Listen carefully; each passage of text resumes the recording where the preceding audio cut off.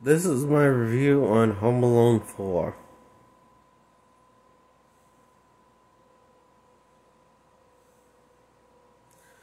This movie raises questions for me.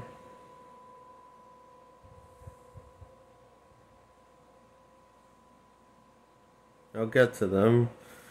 But first I want to talk about the plot of the movie. So Home Alone continues and ends Kevin's story from the first two Home Alone movies, in the movie titled Home Alone 4.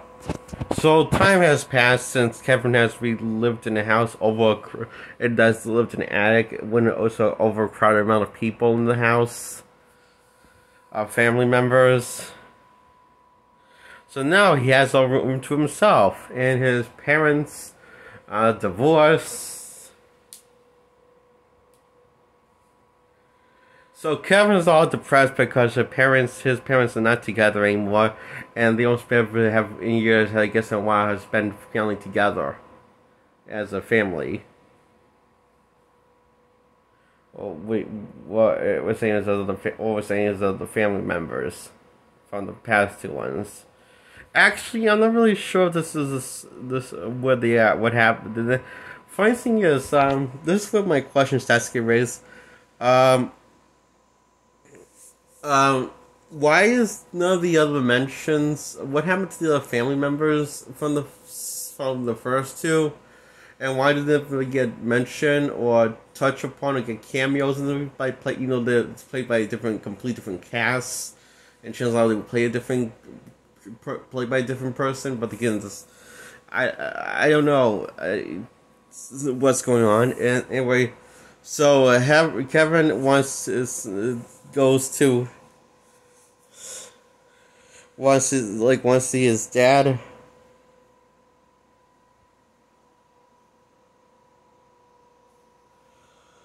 For the holidays, so he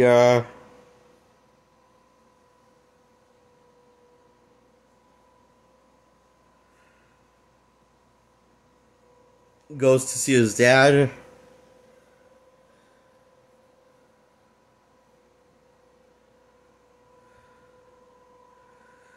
And I think this time he does because his mother left him alone, so I think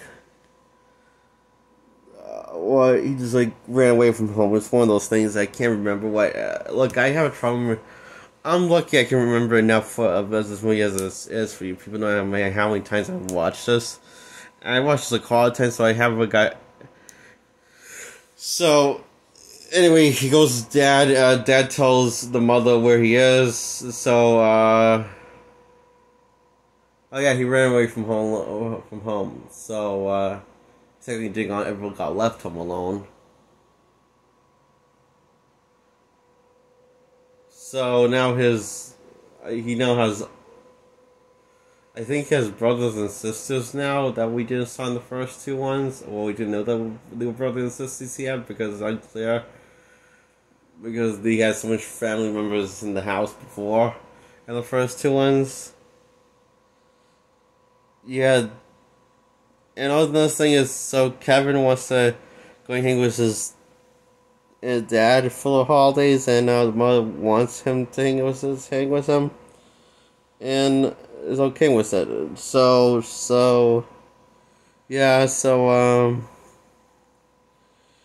and so I guess they're happy, and I'm sorry, why did they make Kevin a nice kid in this movie and no longer really a psychopath? Or kind of an asshole? Like in the first movie he was?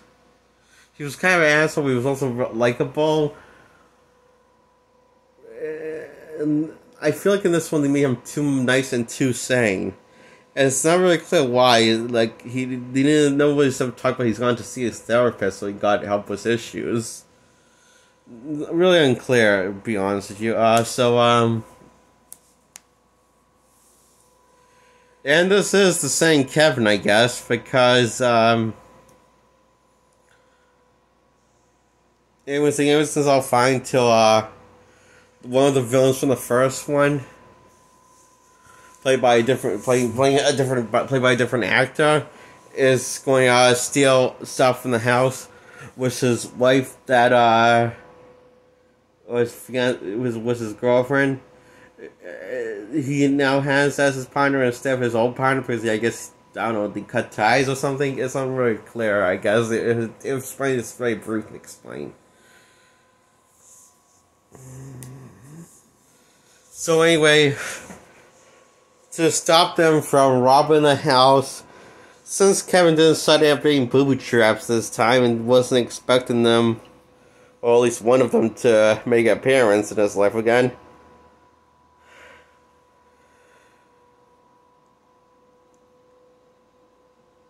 he just tells the house to flood itself. And coincidentally it works and floods them out of the house. But it also attracts trouble for Kevin because he didn't clean it up in time. And he couldn't really cover his tracks in time before his father and his girlfriend come over. And they're at least upset at him and he tried to explain. And the butler lies because turns out he was full sleeping on the job. We find later in the film as he's locked in the basement with Kevin by the girlfriend's, by the dad's girlfriend. In the third act, it's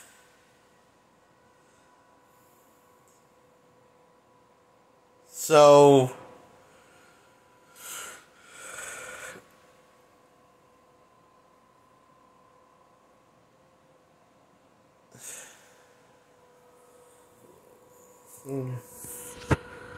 And which he becomes friends with the butler after getting to know each other and is locked in the basement and getting out of the basement and stuff and stopping the burglars together through this remote control that controls the entire house. Instead of setting up booby traps manually, he uses the remote control. Well, that's not as fun or as interesting as his past adventures when he had to, set up booby traps manually. Instead he just used the remote control as his booby trap that controls everything in the house to scare the burglars and everything. And they end up thinking so the place is haunted.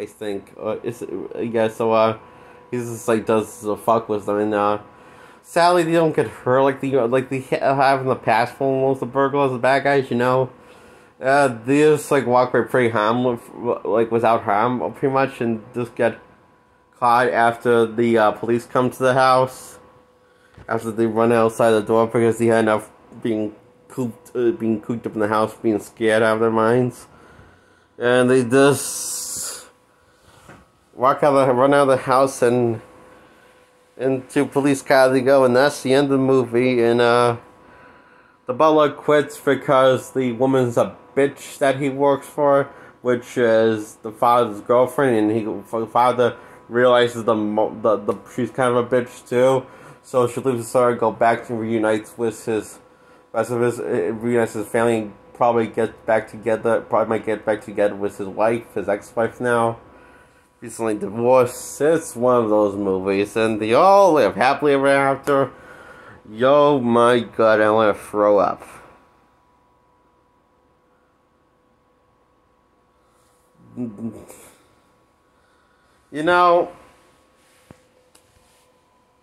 As bad as the first two got, and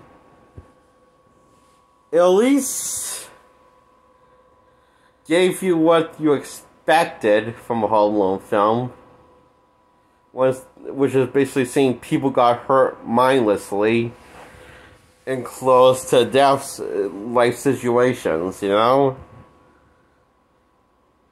as good as the third one got, it sure didn't have even the third one that had a different kid in it. knew to do that well. It was like, it did like more harmless in a way the traps, but still did it nonetheless. This one doesn't even bother to give you what you want, and this, to me, is the worst out of the 5 Home Alone films that exist. Well, 6 now. I haven't seen the 6th one, Sweet Home Alone, yet. So, I mean, you just like, that's what you expect from the Home Alone movies. See people get hurt and survive serious amounts of stunts that should kill a person, but don't. This leaves them with really bad cuts and bruises, and walk away pretty good, but not saying it ever again. You know, that was kind of maybe what Home Alone unique in the first place. You know. Like how it could be such violence in live action in a kids franchise, and it would happen to really bad people, but it was big.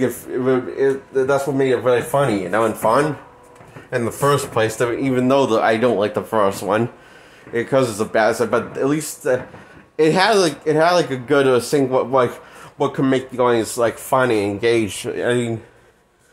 I mean, I don't like the first one, but I will say that was the fun part of the Home Alone movies, always, including the first 2, and even though I only like Home Alone 3, it still had that. So, granted, it wasn't as extreme as the first 2 ones were, with the booby traps and being dangerous, but you know, still had that. You know, was the guy getting his butt and back run over by a lawnmower and locked in the garage and still surviving in the third one somehow, or he getting electrocuted and still surviving, just having funky hair and sticking out now. I mean, this one doesn't have like the basic idea of what made a Home Alone film. I mean, yeah, it takes place in Christmas time, but that's not really important. It takes place around Christmas, the Christmas time, but I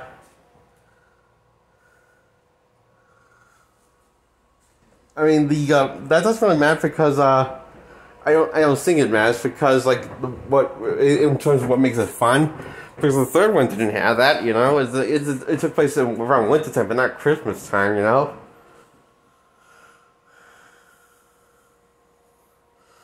And it was still fun, you know, because it still had the booby traps, like, you know, that would really hurt people and probably kill them, but, you know, barely a scratch on them, but not really saying that it's the same in the head anymore. So, this is definitely the dullest of the Home Alone movies I've seen, you know? And definitely most forgettable, and, yeah, I honestly say this is, while the first 2 are bad, but you can at least watch them just to have a good laugh at. This one is what you might not really have a good laugh, but you might have a chuckle at sometimes when it gets to the burglars losing their minds and being tortured by the kid. And the butler with this remote control and be outsmarted. You might have a good chuckle, but you won't have a good laugh like the first 2 ones when you got to the really torturous things and torturing the villains and them stumbling through the booby traps. Like the first 2 ones, even though they were bad, just because there was a terribly structured and it's terrible dumb storytelling, you know? I mean, so yeah. I will say the good thing that came out of Home Alone 4 made me appreciate the hell out of the first 2 Home Alone movies. Though it did not make me like the first 2 ones, because I still don't. But at least they were more entertaining compared to this one, Home Alone 4. So yeah, Home Alone 4 gets a 0 out of 10. Yeah, I guess it's 0 out of 10 definitely. Yeah, Home Alone 4. It's just crap, you know? Yeah.